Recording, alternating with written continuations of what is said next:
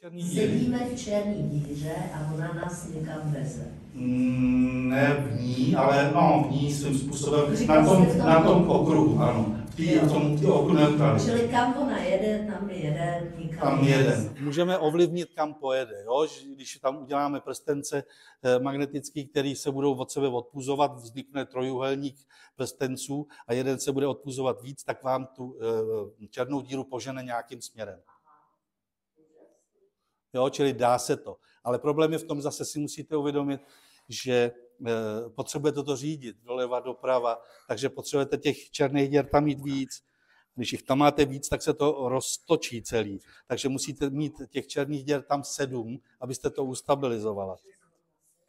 No 1 musí být ta hnací, ta středová, a 6 musí být na obvodu, protože chcete jít do různých směrů, potřebujete 3, abyste směrovala doleva, doprava, předu, dozadu. Prostě, jo, musíte mít 3. A potom potřebujete mít 3, které je stabilizují, protože ty se točí jedním směrem. A ono by se vám to celé takhle roztočilo do šroubovice. A abyste to zastavili, tak musíte mít protichůdný. Čili to je v podstatě tvorba nových černých děr jako metoda pohybu vesmíru. Ano.